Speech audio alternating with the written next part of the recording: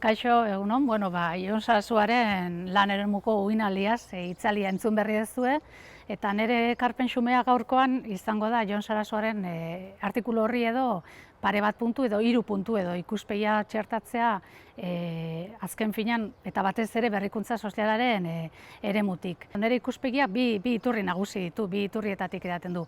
Batetik, esan bezala Jonen beraren artikulua eta berak planteatzen duen gogoeta eta hausnarketa lan eremuan euskararen biziberritzea indartzeko, eta bestetik, hainbat urtetan euskalgintzan aritu ondoren, orain Agirre Lehendakaria Zenterren, pixkat apur bat distantziatik eta berrikuntza sozialaren fokotik edo egiten dugun irakurketa. Eta bat egiten dugu Jonek planteatzen duen ikuspegiarekin, baina bai ikusten ditugu ikuspegi horren edo hausnarketa horren osagarri izan daitezkeen hainbat puntu. Lehenengoa, hasteko edo kokaleku gisa indarra jarri nahiko nuke edo azpimarratu nahiko nituzke bi ideia, gerora nire ekarpenetarako edo lagungarri izango direnak. Agirre Lehendakaria Zenterren oinarria, iragan hurbilean euskal transformazioak izan zituen edo ezaugarriak aztertzea izan da, hori da gure oinarria. Eta gure hipotesia, transformazio horren ikerketan hauxe da. Nolabait, normalean transformazio horiek indikadore kuantitatiboen bidez edo aztertzen ditugu, atzera begira. Agirre Lehendakaria Zenterrek ulertu nahi duena da, zergatik izan ziren posible transformazio horiek, hau da. Transformazio horrek eremu asko ditu. Bata, dudarik gabe euskararen biziberritzearena da, bestea kooperatibagintza, inklusio mugimenduak, manufaktura aurreratua, eta bar, baina guk elkarlotuta ikusten ditugu. Eta guretzako adierazgarria dena, eta gure egindako ikerketek horrela adierazten dute, da transformazio horren atzean eta erabaki guzti horien atzean kultura izan zela gakoa. Eta transformazio hori posible izan zen, bazegoelako sinismen kolektibo bat aldaketa hori ahalbidetzen zuena. Hori da guk deitzen duguna kultura da gakoa edo ka da gakoa. Gure asmoa ez da bakarrik ikerketan edo gelditzea, baizik eta esku hartzeak, hau da. Nahi dugu provokatu hurrengo transformazio edo hurrengo transformazio horretarako gakoak ere praktikan eta ikusi nahi ditugu.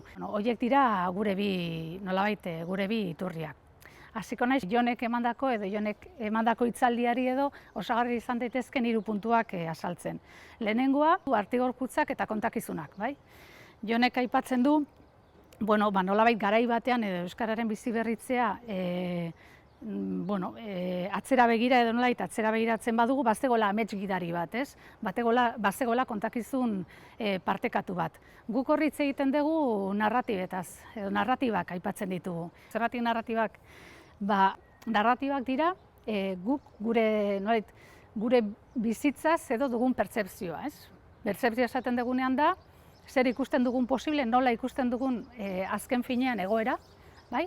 Eta zer ikusten dugun posible, aldaketa posible ikusten dugun ala ez. Narratiba horiek guk 3 mailatan bereizten ditugu, ez? Bata da ageriko narratiba, hau da guk lehenengo planoan esaten duguna, ez? Adibide batekin errazagoa ulertuko da, adibidez, lan munduan askotan entzun dugun gainean narratiba bat bada, ez? Lan munduan inglesarekin nahikoa da, bai?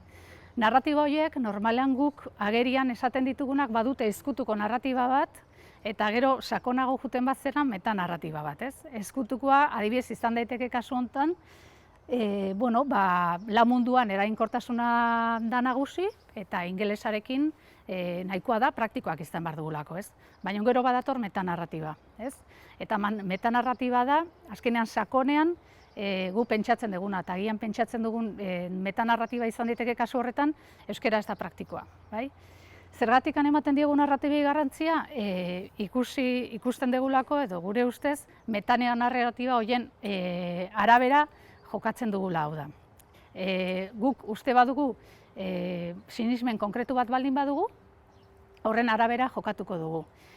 Iruditzen zaigu, edo gure proposamena da eta gure intuizioa da, Jonek proposatzen duen uginaldiaren hausnarketa horretan, proposamen horretan, narratiba guzti horiek oso presente eduki behar ditugula. Eta ez bakarrikan euskaltzaleon edo euskalgintzaren mugimendua edo erakunde publikoen, gertuko erakunde publikoen inguruan dauden narratibak, baizik eta lan munduan, eta lan mundua esaten dugunean da, enpresa eta ekosistema osoaren inguruan dauden narratibak. Ez baditugu, horiek kontutan hartzen, zailak izango ditugu, hau da, horren gainean eraikitzea zaila ingo zaigu. Eta are gehiago, gure ustez, eta Agirre Lehendakaria Zenterren ikuspegitik, transformazioa eraiki behar da narratiba guztien gainean. Hau da, ez bakarrik aldeko narratiben gainean, baizik eta nolait kontrako edo ezkorrago diren narratiba horiek ere kontutan hartu behar ditugu nolait egoera aldatzeko. Nolait denen artean eraiki behar ditugu narratiba transformatzaile konpartitu horiek, bai? Jonek aipatzen du, gainera, aipatzen du puntu batean, ez? Antigorputzak sortuko direla, ez? Nolabait, mugimendu horren eraginez edo, sortuko dira kontrako ahotsak, kontrako iritziak eta kontrako mugimenduak. Eta horiek nolait antigorputzen metafora horrekin lotzen ditu. Gure planteamendua da antigorputzak baino, hau da, nolait antigorputzen ideia horrek zer dakar? Nolait guk sintetizatzen dugula birusa, kasu honetan, metafora berdinarekin jarraituz. Birus bat sintetizatzen dugula laborategian, lan munduko, lan eremuko uinaldi horri eragiteko, eta biru hori zabaltzen doa. Gure asmoa da, birus horrek kutsatzean nolait lan mundu osoa. Claro, gure ikuspegitik horrela jokatuta, aldaketa bat gertatu daiteke, baina ez baditugu hasieratikan nolabait beste eragile horiek, beste immunitate sistema horiek kontutan hartzen, aldaketa bat sortuko dugu, baina ez dugu sistema oso aldatuko da. Antigorputzen ideia horretatik haratago gu proposatzen duguna da, immunoezabatze sistema bat elkarrekin eraikitzen hastea, bai? Bigarren ideiak zerikusia dugu eragile eta rolekin. Gure ikuspegia dator berrikuntza sozialean nolabait azken urteetan dauden dator eztabaida horietatik, azken eztabaida horietatik, ez? Azken eztabaida horiek daukate oinarri teoriko konkretu bat, eta bi ezaugarri nahiko konkretu, ez? Bata da konplexutasunaren ideia, hau da, badaude erronka batzuk edo gizarte erronka batzuk, ohiko gobernu egiturek eta ohiko politika diseinatzeko mekanismoek eraginkortasunez erantzun ezin dituztenak, bai?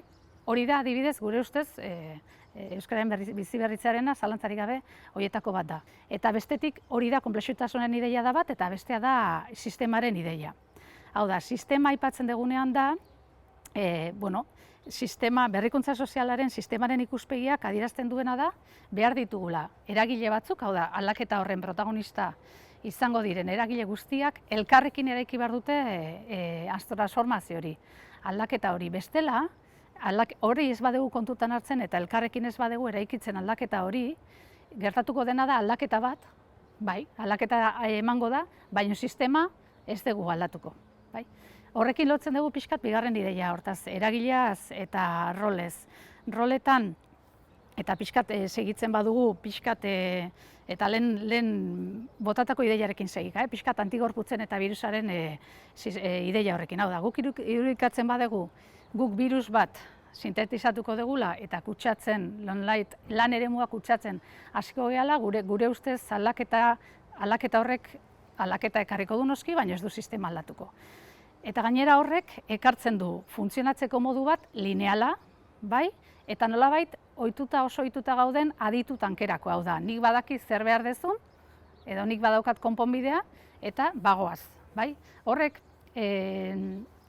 sistema osoa ez du aldatuko. Guretzako importantea da hasieratikan elkarrekin edo beti gorako sistema batera jutea eta horretarako eragile gehiago ere batzea. Eta hor, adibidez Jonek proposatzen duen edo Jonek botatzen duen planteamendu horretatik gakoak dira gure ustez enpresak.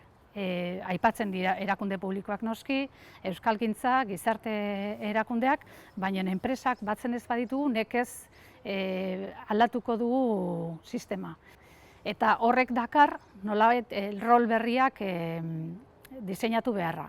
Rolak lehen aipatu bezala, egia da Jonek egiten duela rolen deskribapen nahiko xehea, eta erabat egiten dugu horrekin, baina bai indartu nahiko genuke transformazioaren ideia, rol horietan. Eta, pixkat, rol horietaz hitz egiten dugunean ere, ekartzen duguna da, momentu hondan berrikuntza sozialean ematen nahi dan eztabaida, ez? Ikusten da, aldaketa sustatzeko, bai erakundeek, bai enpresek, eta gizarte mugimenduek, edo langile publikoek, rolak aldatu behar dituztela. Azken finean, jun behar gerala, eta honetan, importantea da ere berrikuntza sozialen beste matiz bat, jun behar gerala, nolai, transakzio harreman batetik, bai? Nun, nik zerbitzu bat ematen dizut, zu behar bat dezu eta zerbitzu bat ematen dizut, jun behar gea harreman logika batera. Nun, elkarrekin, bai, zure beharrak ezagutzen ditut, bai, entzuten dizut, beharrak ezagutzen dizut, elkarrekin eraikitzen dugu nolabait irtenbidea edo bidea eta probatzen goaz, ez? Karo, harreman logika hori eraikitzeko ezinbestean beste rol batzuk beharko ditugu. Gure sentsazioa da, aipatu ditugun multzo horiek, simplifikatu zionek ere aipatzen ditunak, ez? Erakunde publikoak, gizarte mugimenduak, enpresa, horietan, eta beso teknikoa, Jonek ere beso teknikoa aipatzen du, ez? Lau nolabait multzo horietatik, rol edo behar den rol horretatik urrutixiago daudenak noski, edo gure ustez, eta trebentzia oso agian, erakunde publikoak dira, eta, azkenean dituzten edo urte askotan izan dituzten inertziak nolabait behartuta edo, eta atrebituko ginateke esatera, erakunde publikoa baino enpresak direla rol horietatik urrutiago daudenak. Pixkat aipatuko ditut rol horien zenbait ezaugarri, hor badituzue zerrenda ikus dezakezue, baina autonomia, azkenean importantea da, azkenean rol honetan nolabait iniziatiba hartzea eta probatzen joatea. Autonomia esaten dugunean ere importantea da, badugu eskema, gure ustez badugu funtzionatzeko eskema nahiko jakin bat, ez? Urtetan ikasi duguna, ez? Arazo bat dago, nik arazo hori aztertzen dut eta soluzio bat ematen diot, ez? Azkenean, transformazioaren ideian badago nolabait probatzearen eta esplorazioaren ideia oso sartuta, bai? Iniziatiba izan behar dugu, gauzak proposatzeko, probatu eta funtzionatzen ez badute ere, horiek aldatzeko gaitasuna izateko. Horrekin lotuta dago, adibidez, rol honen beste ezaugarri bat, eta da legitimizazioarena, da. Aldatzeko, aldaketa bat sustatu behar baldin badugu, nolabait beste eragileek ere, aitortu behar digute aldatzeko aukera hori, bai? Utzi behar digute aldaketa hori probokatzen. Hori, nahiko gauza igual simple izan daiteke, baina gure ustez administrazio publikoan edo enpresetan bada onartuta ez dagoen zerbait. Pixkat rol honen beste ezaugarri batzuk izango dira bestetik, zalantzarik gabe teknologia berriek izango dute protagonismo berezia, bestetik kapaz izan beharko dugu kontrajarriak dauden interesak edo manejatzeko. Azkenean aldaketa batean, bakoitzak gure interesak izango ditugu eta horiek kudeatzeko kapazidea izan beharko dute rol horretan jartzen direnak. Bestetik ikaskuntza izango da ere beste elementu importante bat. Ikaskuntza, hau da, prozesu hau irudikatzen badugu, ez dugu irudikatzen prozesu finalista bat bezala, baizik eta proba, esplorazioan eta ikaskuntzan oinarritutako prozesu bat bezala. Beste elementu batzuk, adibidez, neurketa izango dira, etengabeko neurketa beharko dugu ikusteko benetan prozesu hontan zer gertatzen ari den, zer aldatzen ari den, ondo ari geran, edo beste zerbait probatu behar dugu. Gai izan behar gera, eraldaketa bat sustatu nahi badugu, beste rol batean, gure burua beste rol batean kokatzen. Gure intuizioa da, eta bai gizarte erakundeak eta bai euskalgintzako nolabait eragileak badaudela rol horretatik gertuago, etengabe bereien burua berrasmatzen eman dutelako bidea. Aldiz, erakunde publikoak beste rol zurrunago bat jokatzen du gaur egun, eta gero bat egin behar du gaina erakunde publikoien prozedurek, edo prozedimentuek. Azkenean, bueno, naiz eta funtzionatzeko moduak aldatu, azkenean talke egiten dute funtzionatzeko modu horiek gero erakunde publikoek duten prozedurekin. Eta bueno, enpresak, gure ustez enpresak azkenean zailtasuna dituzte edo askok ez dute bere burua ikusten eraldaketako agente bezala, eta nolait oso ikuspegi, bere negozioetara bideratutako ikuspegia dute, ez dute ikusten nolait euskal transformazioaren eragile aktibo bezala, eta egia da bestalde beraien prozedurak ere, nolait beraien dedikazioak, kostuak, errentagarritasunak eta adierazleek ez dietela horretarako margina ematen. Elkarrekin aurrera egin behar baldin badugu, lidergo partekatua, konfiantza berrezkoa izango da, mensfidantzak alde batera utzi eta elkarrekin eraikitzea bezinbestean eman beharko da. Azken puntua baguneaz. Agirre lehendakaria Zeanterrek iraganeko euskal transformazioa aztertu zunean, lehen ere aipatu dut, baina gure ustez transformazioa bakarra izan zen. Naiz eta transformazioak elementu desberdinak izan zituen. Guk esaten dugunean, euskararen biziberritzearen transformazioa lotuta egon zen kooperatiba gintzarekin eta lotuta egon zen beste eremu batzuetan eman ziren aldaketekin. Balio batzuk konpartitu zielako, narratiba batzuk konpartitu zielako, eta konpartitu zen aldaketa posible izateko nolabait nahi hori, ez? Gure ustez, momentu hontan Euskal Herriak bizi duen egoeran edo transformazioan euskararen biziberritzea ez dago elementu zentral bezala. Gure intuizioa da momentu hontan euskara ez dagoela, naiz eta iniziatiba Euskaraldia bezalako eta bestelako iniziatibak badauden, ez du elementu zentrala nolait euskal gizartean, ez? Pandemiaren osteko eszenatoki honek aldiz, iruditzen zaigu izan dezakela edo ekarri dezakela aukera bat, ez? Berrikuntza sozialaren inguruko mugimenduetan eta momentu egun hauetan eta azken hilabetean eta etengabe entzun dugu ноla izango den biharamona, ez? Pandemiaren osteko biharamona, ez? Eta egia da, ekarri duela astindu bat behintzat eskaeretan, beharretan, eta nolait etorkizuna begira izango ditugun erronketan, ez?